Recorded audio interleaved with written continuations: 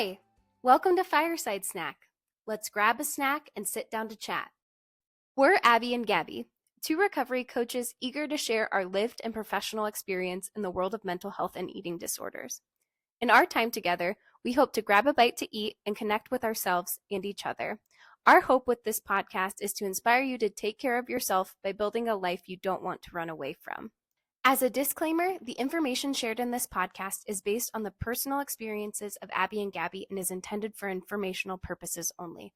It is not a substitute for professional advice, diagnosis, or treatment. If you are seeking support or have concerns about your mental health, please consult with a licensed professional. Enjoy your fireside snack.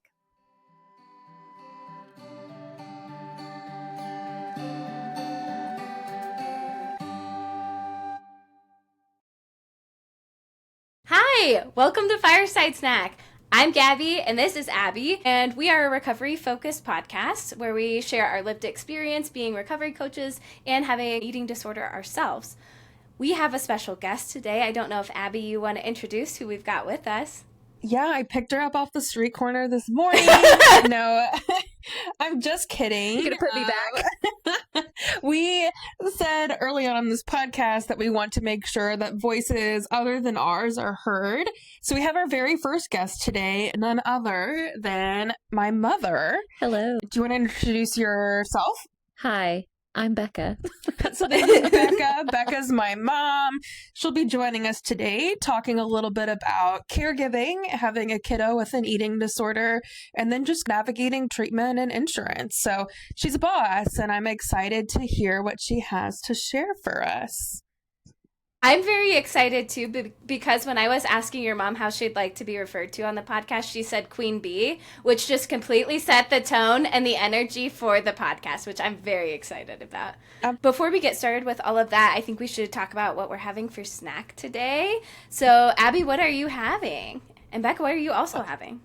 I have chocolate in this mug, and then a granola bar. I have some purple grapes, seedless, of course, because it's not good to get the other ones and be surprised, and homemade granola. Ooh, exciting. Okay, I also did a little hodgepodgery. I have, which you can't see them anymore, I have popcorn, and then I have chocolate chips in it, which I'm excited about. I haven't done this in a very long time. And then, I mean, obviously I have my LaCroix, pamplemousse flavor this time. So really changing things up. And then I also have my huge water bottle. Say no less. Yes, I'm glad that we're all staying hydrated this Sunday afternoon. All right, well, now that we've gone over what we're having for snack, which, Gabby, compliments to your bowl. I'm a dishware person. Huge fan of it. Becca, I think, it's weird to call you Becca Mom. It's okay. I'm just going to say Mom, folks, Mother, Becca. It's synonymous for me, not you. I think maybe we can get into a few questions. We've prepared a few today, and I do want to pause first. And I know you've been listening to the podcast. Each week it's come out, and they're like, what are we thinking? What are we feeling? You've had some feedback, and I love it because we get to learn along the way. Yes. So actually, I am just sitting here waiting for you to tell me if you liked the Luna bar, because you have not told us. Okay, yeah. I've been getting multiple texts. I got called out in a group chat that somebody had seen the second episode, and they were like, where's the Luna bar, Gabby? Hello. It was like 10 minutes later, they're like, I'm sorry, you explained why you don't have the Luna bar. And I was like, yep, the Luna bar was fine. I think that's why I didn't really share too much about it, is because I was like, it left no impression on me. And we even held a poll afterwards attached to the podcast of like people's thoughts on the bars. And I voted, and I said that I didn't care for it. But most people have not tried them either. Other people who are listening to the podcast have not had one. We don't have the same likes. I like Laura bars, and she's like, no, they have dried figs or something in them, and that weirds her out. Yeah. I would be the same exact way. I'm a Cliff Bar person. I think it's because I live in Colorado, and there's like a person bouldering on the side, and I'm like, yeah, that's me. That's just me. That's who I am. Fair. No, I've really actually enjoyed y'all's podcast, and just getting to celebrate where you both are and showing other people that there is life outside, because I think so much is focused on when you're sick, and we forget to talk about that you get to come off that ledge. And even once you come off, it doesn't mean things are perfect. It doesn't mean life happens. And so I have enjoyed y'all's podcast just to see it from a mom side, not just a mom side, but a cheerleader and an advocate of women who are like, life's not perfect and I'm still figuring it out. So well done. Absolutely. Well, now that we've heard from the Queen Bee herself, some thoughts about the podcast. I'm going to jump right in, Mom. So I mentioned in a podcast before, I think it was either episode 1 or 2, when Gabby and I were sharing a little bit more about our experience around finding or like realizing we had a problem with food, getting support for that. So I am curious what you remember about the day when I told you, Mom, I think I have an eating disorder. Okay, so I actually share this story with comic relief, and I know it's not funny, but I do. I remember she was about to head to a volleyball game, and I had just finished teaching, and she pulled me to the side. Like, I don't remember where it was, but I feel like we were in this dark closet. Like, let me take you to a dark spot. And she was like, I have something to tell you. And I was like, oh, this is the moment. This is the moment to be a mom. So she told me I was in health class and the teacher was talking about it. And I think that's what's going on. And I said to her immediately, okay, we'll figure this out. And so that's what I remember about that day. Is that along the lines of what you remember? Yeah, pretty darn similar. I know my emotional experience of that day, like after that conversation, where were you left? I think I still went to the volleyball game or played. So that kind of was like a surprise. Here's something going on. I'm going to go do my middle school thing. What was it like for you after? Do you know, it's interesting. I can't put a stamp on when those moments started, that those rocks started literally getting hurled at me for the first time. And as a mom, you're used to things flying at you and you just catch them and you figure it out. And that probably began the cycle of me catching things and not knowing what to do with them. And, you know, I had a false sense at that point that my job was to fix everything. And my job is just fix it. Just fix it. I can clean this up. I can make it go away. Let's throw some antibiotics at it, whatever. Yeah. And that was the first time in my life, really, that I wasn't able to fix it. So I don't remember that one specifically, but I do know that that probably began this feeling of, what else can I do here? What am I doing wrong? Why can I not fix this? And for my personality type, that's a struggle, because I am a fixer. You're Queen Bee. You're Queen Bee. Even queens can't fix everything. Absolutely. I think that a lot of caregivers or people who are supporting folks with eating disorders tend to feel a sense of helplessness. And I'm sure we'll get into this a little bit more, but I'm curious, when you realized that you couldn't fix it, what did you find was your job to do from there on out? So if you can't fix the problem, you're banging your head against the wall, trying over and over again, and nothing's changing, it's outside of your control. What is your role in those kinds of situations?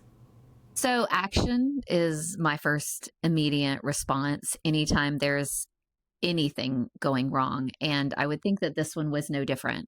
I thought, okay, if I am not the solution, how do I bring somebody else in who could be part of the solution? And where does that come from? I don't know. Obviously, I'm inadequate to fix everything, right? You call a doctor if you need glasses or your blood sugar's not regulated. So I just thought, okay, this is beyond my scope. And whose scope is this within? And we immediately called a therapist, and she had an appointment as soon as we could get her in. And we jumped in as quick as possible. And in my mind, okay, let's get this done and knocked out. And then in a month, everything will be fine. Okay, like this perspective is why it's so valuable to have you on here.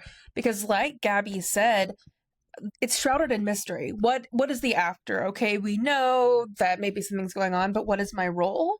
What do I do? And that figuring that out looks messy a lot of times and is confusing, and there's no perfect way to do it.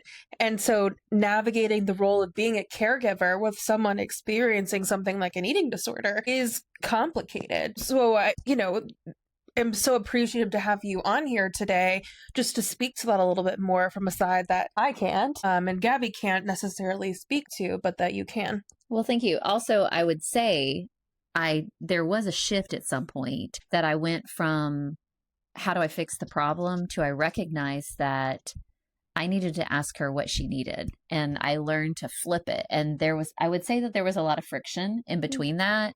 And finally, I learned to say, how can I help? Because I can't fix it. It's impossible. This is something that somebody is experiencing, and my job is to love and to support and bring the right people in to get somebody the help they needed.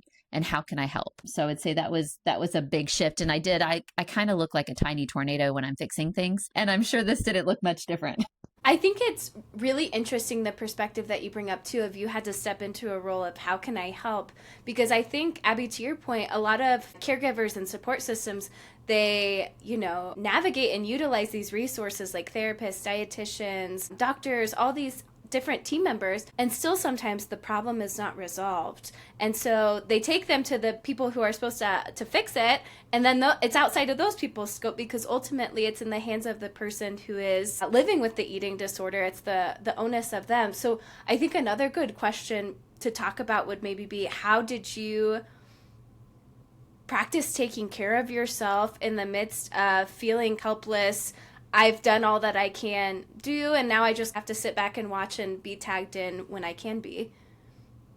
So I think that looks different on different days. There was a strong sense of helplessness, especially you think you're going to go to therapy and it's all going to get better. And you're told at the beginning, when somebody starts therapy, it looks worse before it gets better. And so every day you're like, okay, today's a bad day, so we must be right at the cliff of something good. And that's not what the journey looks like. So I don't know how I started this, but I started taking pictures each day, and I labeled it Finding Beauty Today. And I would just find maybe a flower, or I would put rocks in the shape of a heart or the word hope. And I would find something most of the time in nature, because that speaks to me loudly. But I would look to find beauty today. And that's how I tried to take care of myself.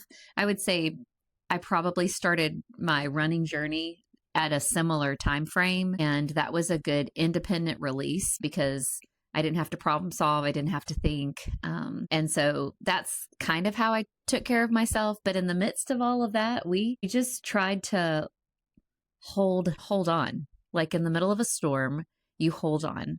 My husband pursued me as his wife because he didn't want it to be the end of our marriage.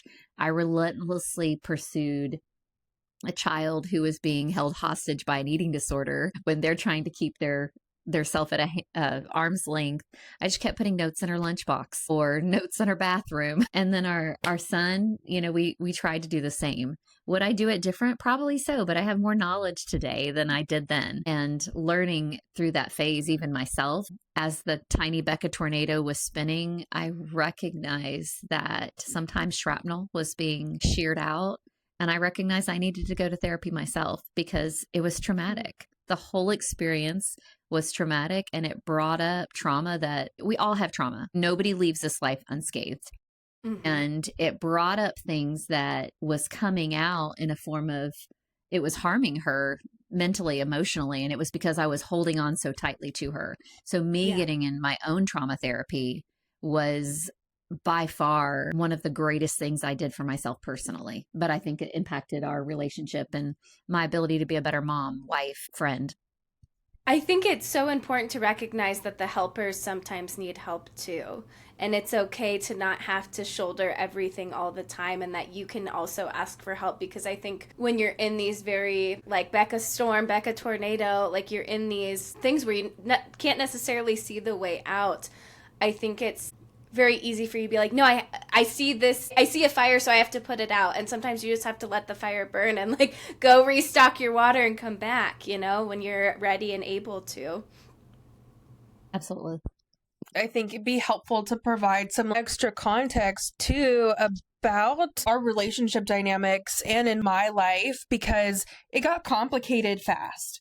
And part of that is the fact that I was a teenager. That's already spicy. You throw in the fact that I had an eating disorder and some other maladaptive behavior, self-harm and drinking that I was hiding. And you throw in the fact that I was experiencing trauma that you had no idea about. And the fact that this brought up stuff for you. You're trying to be a mom. We were in a new housing situation. You have my younger brother who's coming into teenage years. There was a lot of changes all at one time. And then you throw in the fact that I'm like, I hate you. And I mean, let's like be real. That's where I was at that point in time. And my mom, I mean, if you can like talk a little bit more about your experience with this, but just trying to help me. And I'm like, you are helping me because you lie. It's all fake. Everything you're doing for me is fake. And it was complete rejection of that support. And you stood by me. But a complicated dynamic that we had going on. It was a complicated dynamic, but I think we have to rewind beyond that. My whole life, once you were born, you were just my delight. Like you were my joy. I've made no qualms about that since the time you were born. And we just always had a very close friendship. And once this came in, it drove the biggest wedge and it was confusing. And once she hated me, I was done that day. I remember saying, I'm done with her today. I do love her, but I need to love her from afar because I don't want irreparable behavior to sabotage this.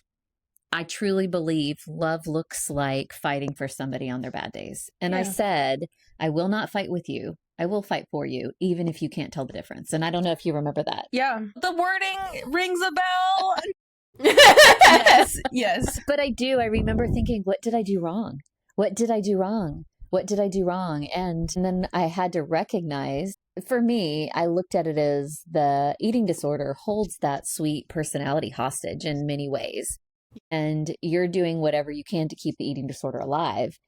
I am just the safest thing to hate. And if I can just pursue you and tell you, I mean, there's nothing you can do that will make me turn away from you. Eventually, they'll realize you're being truthful. And I know it didn't feel like that. You thought, you're lying, you're lying, you're lying. Everything you say is, and I remember you thinking that basically I could just puppet master the world. And I thought, I wish I may be queen, but just to love you where you are at, accept every version of you. In the same, I appreciate you loving and accept every version of me because that's been messy as well. Gabby, I know we've experienced this in our role as recovery coaches, but especially when an eating disorder is just latching on tightly, anything that could separate the relationship with the eating disorder is the enemy. And so a caregiver, if they're trying to support their loved one and are so confused by these genuine efforts of support that are supposed to help them, and all of a sudden it's met with this extreme reaction, the opposite, it feels in that moment like my only option to live is my eating disorder, and you're trying to take that away from me. It's a threat. Also, like, we're going from kind of speaking about that time, and then we're sitting inches away from each other on this couch today. So obviously there's been a lot of development interpersonally for us. I've mentioned that my recovery journey was a long time with a lot of treatment and has looked a lot of ways, and we're here. So that's been a journey is probably an understatement. If you can like put it into words, what's that journey been like? We've been through some high highs and some low lows. You know, that's a hard question because I don't know whose journey is not difficult. No matter what difficulty any family faces, it's a journey. It's an adventure. It's on the good and the bad. And often when people, they listen to our story, they're like, wow. And I can't imagine it any other way because you were relentless and to pursue getting better. And I want to be your biggest cheerleader. And so I think it had more to do with me watching your resilience and your strength. And how could I not mirror that? And so, yeah, it was a lot, and a lot of doing a lot of research, a lot of ahead of time going, okay, I know we're in this scenario, and because I'm a planner and I'm a fixer, I'm looking at 5 steps out for each direction. So no matter where we landed, I could go, okay, this is where we are. So this is going to be the next logical step. Let me make sure I get insurance companies or treatment centers or whatever on tap for that to play out. Well, and I think something that's really cool that you both speak to, because you guys are in such a different place than where you were while Abbi was actively navigating this eating disorder, is the guilt that we also feel being people who are perpetuating this hostility towards the people that we love. I know our eating disorders, they thrive in shame. They love to make us feel like we're the bad guy. And so I think whenever I would interact with my mom as well, I would be so mean and so hateful, like, Abbi, that I hate you kind of mentality that you have towards this person, stopping you from engaging in a behavior. It's also interesting to know that we carried a lot of guilt that had the eating disorder. So you have your mom, Becca, being the sweetest peanut to you, and you tell her you hate her, and then, you know, a couple hours later, you're like, how could I ever do that? Like, why was I talking this way? And then it kind of almost reinforces this idea that you are the bad guy. I think something that is really helpful is when you continue mirroring back, it's okay and I love you, because that's what's going to pull somebody out of the shame spiral, is continuing to show up even when this other person has been out of character and acting like the villain of the story for the last couple of hours or weeks or days or years. I will say that I think it's important to remember that if your caregiver turns on you, the closest person that there is to you, then you will assume naturally that everybody else will too. And so it's very important to keep that lifeline open, because it is literally a lifeline to your soul, to remember, I got your back. We got this. We can reset. We can move forward. And I'm here, even that you don't want me to be here. Here I am. I think one of the best examples of this is when I was in a psychiatric hospital for the first time, and I said, do not come, do not visit. I don't want to see you. Like, just vehemently, if you come, I'm not coming out.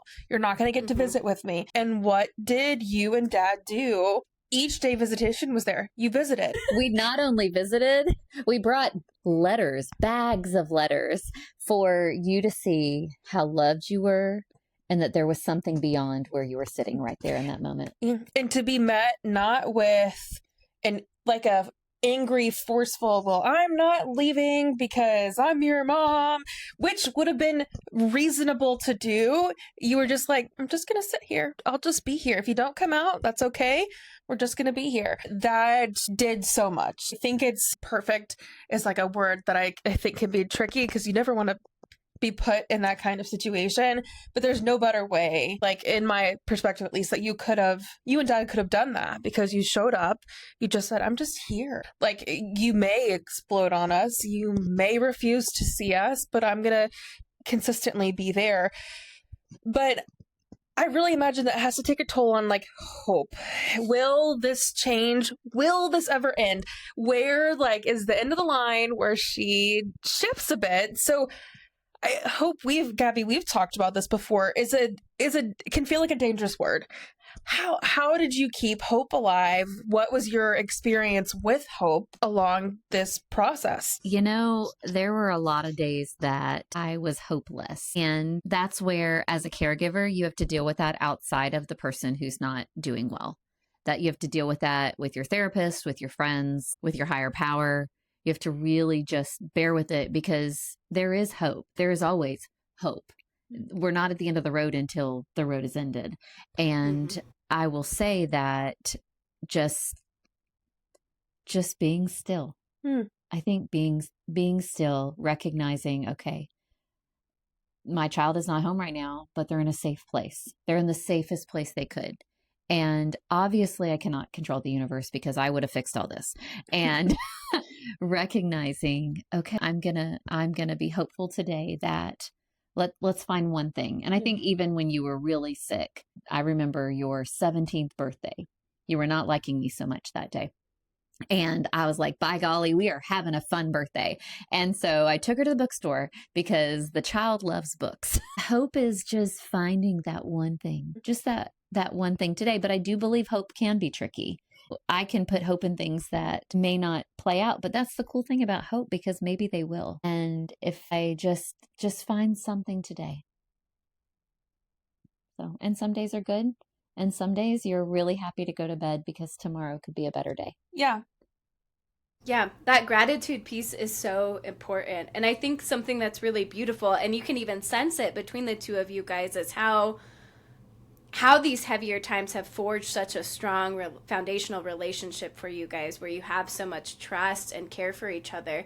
I think it's also important to recognize too, because Becca, you showed up. The letters, all of that stuff is you just coming in. I think a lot of people would say, well, that's just the expectation of being a mom, or that's the expectation of being a parent. I think too it's important to remember that I'm sure it wasn't always making the correct decision, or being that kind of model example, because from that story I was like, oh my gosh, Becca, you were incredible. And so I'm curious if there was one thing that you did not expect to navigate during the process with Abbi. I mean, all of it for sure, but like, was there something where you're like, I wish I would have done this a completely different way? Say that the whole journey is marred with I wish I could have, I wish I would have. And I had to really stop doing that, because I didn't know today. I didn't know yesterday what I learned today. And I would say that there's a lot of opportunities for growth. I don't know that there's a lot that I could do different, because I really just did the best I could. If I did one thing different, okay, I'm there. I would have done therapy well before we were at this point. Mm-hmm. And maybe that would have channeled, some different opportunities for me internally.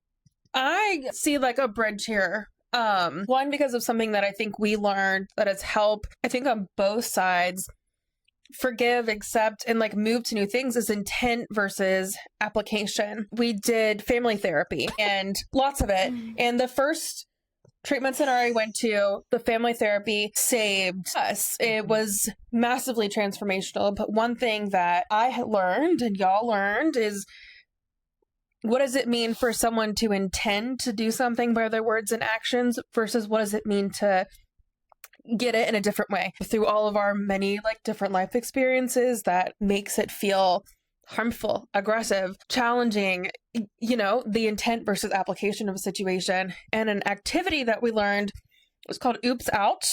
To be able to say, oops, I did that. Ouch, that hurt me. And to acknowledge that there was an oops and an ouch, that it wasn't like a attack out, it's oops out. But that change, I know for me, that was so huge to finally click and go, well, just because that didn't feel good doesn't mean that you were trying to make me not feel good. It's okay, the application of that was funky. Yes. And along those lines, we learned a lot about you do things when you're in survival mode that you never would do outside of survival mode. And no, I definitely believe that that was transformative, in that our response to thinking we were protecting you didn't feel good. And I would do it differently with a lot of knowledge that I have now, and I didn't have it. Yeah.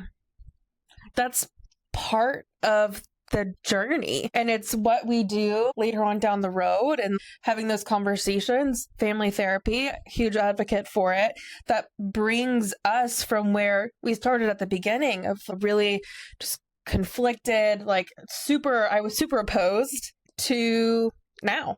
And I will say, though, family therapy was not lovely at the beginning. No. Not at all. Because I believe that. They're like, this is an open space to tell them how you feel, everybody. And I'm like, let me tell you how you've made me feel. But it brought about a space that we could begin to heal together for something that we both were losing. We both were losing this relationship that we had developed over years.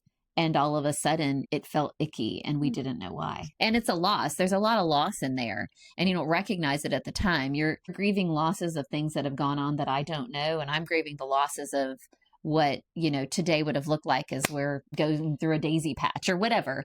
But that's part of what we were separately dealing with. And we were going, okay, how do we move forward together? I really like that you both talk about the family therapy sessions, because I feel like those are things that a lot of folks try. And I think when people walk away from those sessions, I think there's this maybe societal expectation. You all walk like out hand in hand and singing Kumbaya to each other. And that's not what it looks like, especially because a lot of the work that happens in family therapy happens at home. So you learn the skills and you absorb the skills in family therapy, and then you implement them in the household. The oops out rule is also so clutch. It comes in such handy. And I think that's really, when I asked that question, what I was trying to get to is that it is okay to make mistakes as a caregiver. It is okay to not know what you're doing. And I think what's so important is not the ruptures that happen, but I think it's the repairs, the ability to come back together and say, we're both feeling hurt, or I'm feeling hurt. How can we make this better? I think what sometimes becomes difficult is the individual with the eating disorder sometimes does not want the repair to happen. They're like, I would rather be anywhere but here. Repairs don't feel safe to me. I've never had one go well. And so I remember even as a recovery coach, I'd have clients well older than me who I would say, hey, I think I hurt your feelings. I'd like to talk to you about it. And they'd be like, heck no. And I was like, no, let's talk about the real stuff that's going on so that we can move forward and be able to navigate this together, because just getting somebody in trouble or punishing somebody for a rupture doesn't necessarily teach them how to have a new behavior. Agreed. If all of your actions are with a true desire because you love that person, I feel like if that's everybody's common goal and it's safe, right? I'm not saying relationships that are not safe, but if that is truly the love is the piece that is holding tightly, I feel like you can work through almost anything as long as it's a safe relationship. So I think the idea of like rupture kind of brought to mind, there were times when the best thing you could do was let me learn what happens when I do things. Yeah. And I can't imagine what that would have been like to know this is not good for her. This is not a safe environment, but I can only do what I can do. And I just am going to be here when she comes back. But that had to be wild. And I imagine it's something many caregivers experience, like across any sort of like addiction or different like behavioral concerns, is just the knowledge that they're about to do something that's not great for them, but I only have so much power. I do. The one instance that comes to mind is one time you were very, very sick. And until this time, I had navigated, hey, she's going to be here. And then when she gets here, I'm going to have A, B, and C open, and then she has a choice. But I learned through DBT that there were some other things that I needed to put in place. So this particular time, I remember internally, it was the most painful thing I ever did. And I was like, okay, well, when they figure out where you need to go, let me know. And she was like, what do you mean? I'm like, you're 18 and this is for context, like me getting like asked to leave a treatment center and needing to find another step of care. Let me know. And she's like, what do you mean? To which I said, I'll support you if I need to have another treatment center open and they need my credit card. I can take care of that, but you're going to have to figure this one out. And I hung up the phone and I felt physically ill. And it was one of the wisest decisions that I feel like I did. I stepped back and I let you play out the cards. And I felt like, am I being a bad mom here? But what I had learned in DBT is you have to let somebody make decisions. Suffer the consequence feels harsh. I don't like that terminology, but deal with the whatever happens based on their decisions and figure it out themselves, because there's a power in that. And once you figured it out, you recognize, my mom did not puppet master this one because she didn't. You're like, what do you mean? I'm like, I don't know. Meanwhile, you're sitting at home with the cell phone going, please ring, please ring. Are we okay? Are we safe? And, then there was work I had to do, because just because I get a text doesn't mean everything's okay. And so there were some skills that I needed to build in that too, recognizing your safety is not dependent on whether I pick up the phone or I get a text. And so it was one of the hardest things I think I dealt with, other than leaving you the first time you were very sick, the entire time you were in treatment. Yeah. Wow, that is so powerful, though, to be able to take a step back when you're in Becca tornado mode. You're spinning around trying to find that stillness, trying to find that peace. And then when you do, you feel guilt about setting that boundary. What I think is very interesting is that in a lot of these caregiver roles, I think that becomes a really big challenge, is that the person who is sick becomes so dependent on their support system that they lose some of that independence. Even, it doesn't necessarily have to be caregivers. It could also be different treatment programs or treatment facilities that an individual becomes really dependent upon. And they have reached X, Y, and Z milestone with this person or with this program, and they're really scared to be able to do things on their own. I'm curious how you were able to give Abbi the reins back while, one, trying to combat some of that guilt, but two, also reiterating to her that she's capable of doing those things. I don't know that there's an easy answer there. I had to learn to trust professionals. And we had some professionals that weren't amazing, right? Or not the best fit for your child. But ultimately, there was an internal dialogue that my job was to keep you safe. My job was to make sure you were in the best place. And at some point, that's true.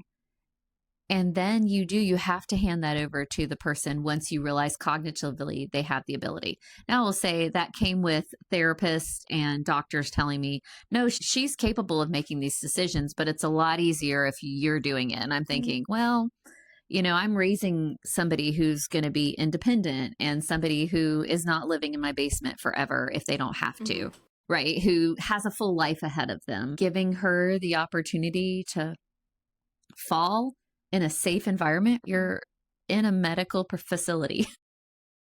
They're not going to let it get irreparable. And I'm going to trust and I'm going to hope that you make the right call. And I would say both my kids know if they call mom and they ultimately say, you don't understand, I really need you. Do you have any questions as to whether I'd be there? Probably in record time from like a Black Hawk helicopter. No doubt. I do good at getting fingers across the world, though. If somebody needs help, that is a skill of mine. But in knowing that that's my skill, she came from me. She's very skilled. And the part of her that is able to figure things out had to get stronger than the part of her that was holding her hostage. That's it. I think at one point I talked to you about the good dog and the bad dog on either shoulder and which one are we going to feed today. And I think that gave the good dog a lot of power in her wise mind to fight for Abbi. Yeah, it's incredible. I think there's only so much the support system can do at some point in time that eventually the other person has to buy into it. And that's what Abbi and I have talked about through some of the initial episodes, was we had to believe that we could recover. You have all of these people in your ear saying, you got this, you can do this. You leave treatment or you leave a therapist appointment and they come out and they're like, so? And you're like, still sick, and that kind of can be the pattern for a while, or maybe even somebody has made progress and then sometimes it falls back a little bit. I'm curious how you dealt with times where maybe Abbi would progress to a certain point and then would have to readjust if she lapsed or went back to specific behaviors or even changed behaviors. Yeah, we did experience that a little bit. And I would say the entire time I recognized my inability to fix any of it. And so we just continued to pursue treatment professionals who did this for a living and adhere to their guidance. Adhere to the guidance when they said, okay, she needs this. And then there was finally a point where we had a professional say, she doesn't need any more treatment. She needs to use the skills she has.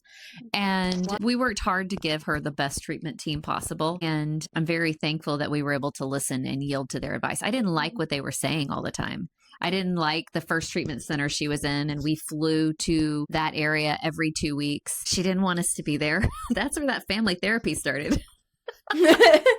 I was going to leave early, take some vacation time, and spend a bunch of money to go to a city to where my kid was going to sit there and tell me how much she hated me. That didn't feel good, but I was guided by people who had seen this before and I hadn't. And so recognizing that they might have some insight and this feels really icky and it feels really hard. And yet let's take it one step at a time. On like the vein, we've talked a lot about like you helping me navigate treatment, finding treatment. I was a minor, and even like as I became like a young adult, you still helped me with insurance navigation and treatment admissions. So for someone who has never been through that process, are there some things that you would tell them, some tips, some things to keep in mind? Absolutely. The first thing I would say is when you're dealing with a minor, it's a lot easier. And as the day they turn 18, they're no longer a minor. They are a grown up, meaning they have to pay their dentist bills and everything. So knowing what your insurance covers and knowing who is in network versus out of network. Also recognizing that your insurance is obligated to provide a specific care for specific diagnoses. And if there's not somebody within, each insurance is different, whatever mile radius, then they have to look outside of their network and provide benefits inside of your network. We live in an area at the time, there were no places that would fit what you needed. I learned about single case agreements. A single case agreement was where nobody fit the specific needs of my child or the patient. And so our insurance was obligated to find somebody who would treat her as if it was an in-network place. That meant I had to pay the out-of-pocket in-network deductible, and that is it. I kept being told that's not possible. You're just going to have to pay out of pocket. And I kept saying, well, there's no way. Like, there's got to be something. So I got on the phone with the insurance company, and most employers have a representative that stand for your particular policy with your company. And I got on the phone with my advocate, and I'm like, okay, you tell me, what do we do? And they kind of start backpedaling really quickly, because you have to find out, is there an open bed? That's the first question. And then you have to find out, do you take my insurance? Okay, are you in network or out of network? Well, for us, we made the decision. We could tell that this wasn't going to be very quick. We had to find somebody in network. Bottom line, had to be in network. So the first place that she went to, the insurance had already paid when we landed. They said, this has never happened. But I got on the phone and we had the documents drawn up before we were actually in the city that she ended up. Once they turn 18, it makes it more difficult. So I would say if you have a 17-year-old that's about to be 18, any 18-year-old, 19, 20, whether they struggle with a eating disorder or whether they are just going to their freshman year of college, I would say that you need to get a power of attorney. It just makes sense. It helps you pay their bills. It helps you talk to the bank if they don't know if they've deposited the check or not. And having that helps you work with colleges if they're trying to do college and they're trying to do treatment at the same time.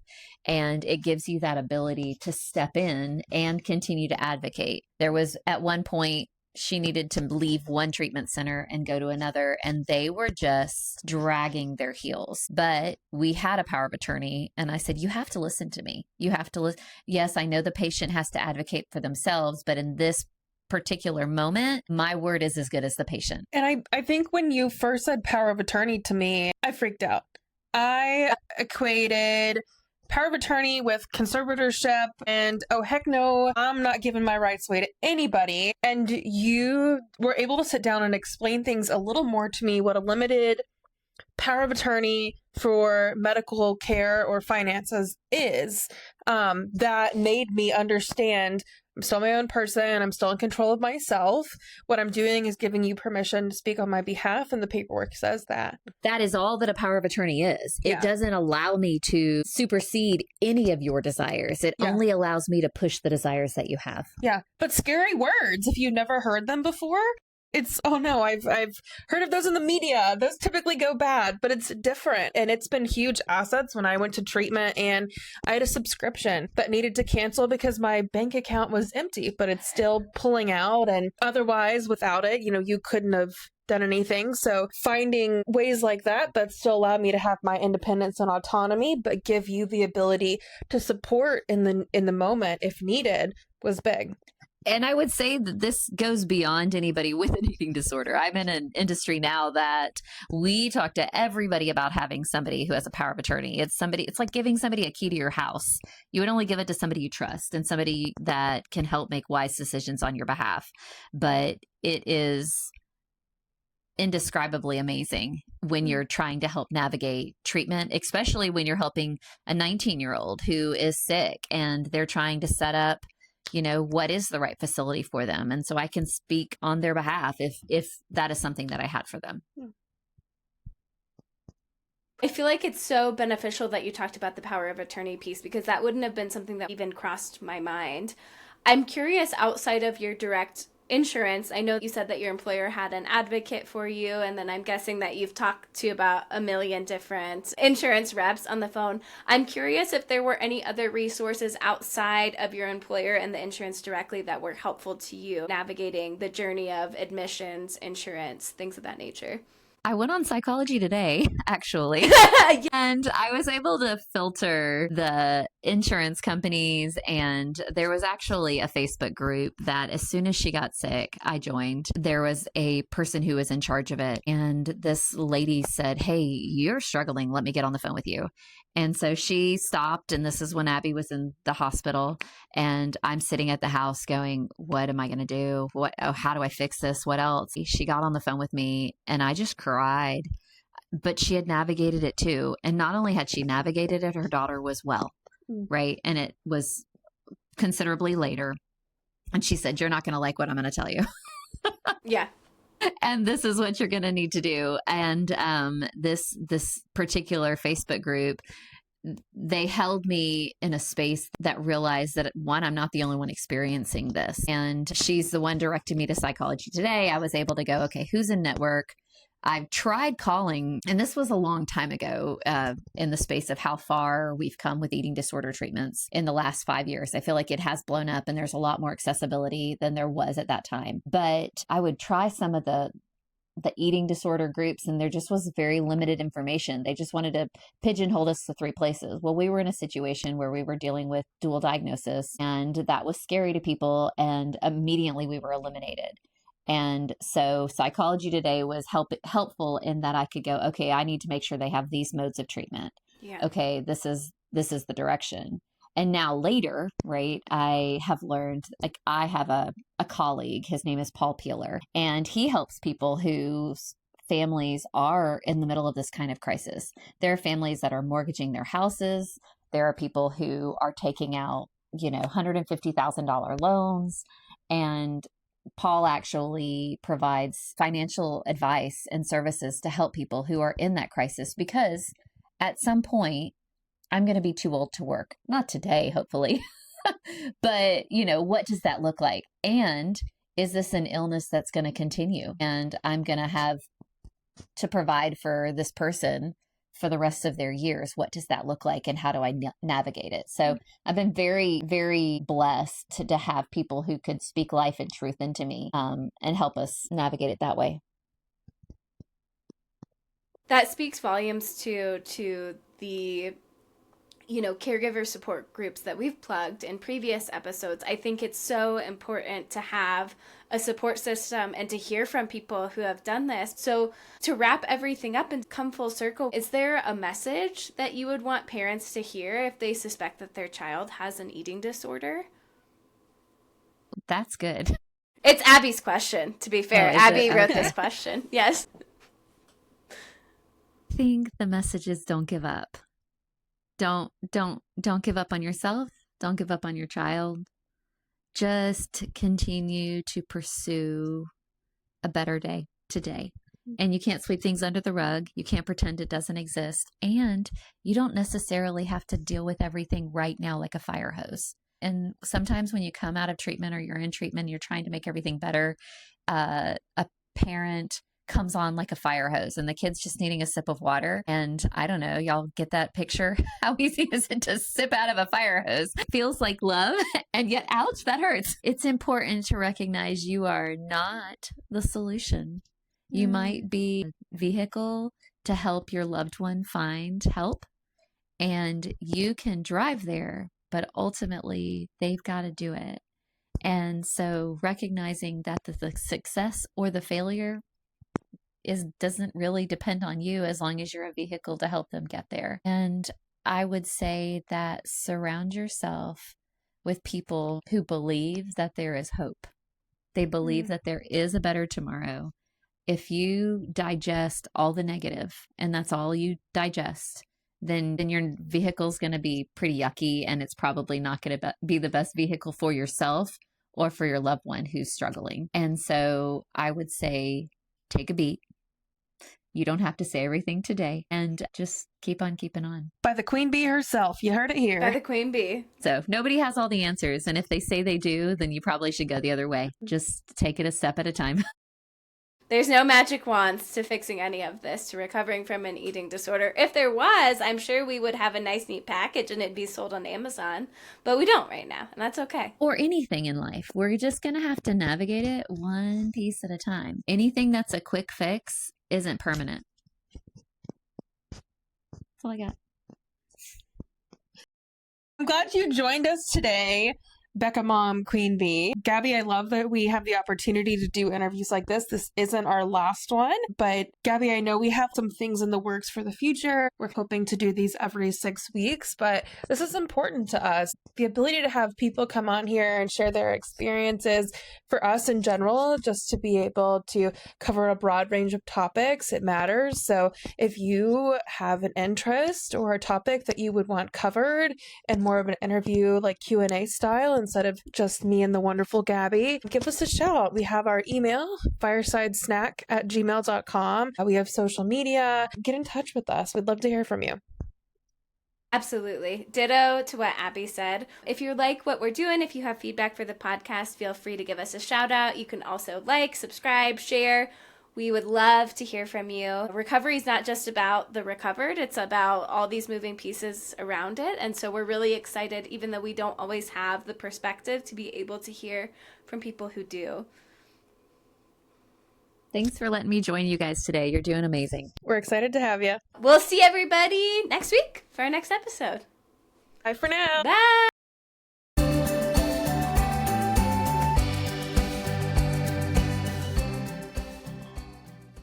Fireside Snack is hosted by Abby Dinges and Gabby Buckner. Editing, music, and artwork by Gabby Buckner.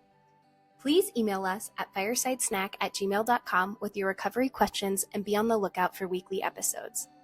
Thank you for joining us for Fireside Snack and for filling our cups up with gratitude. Enjoy your week.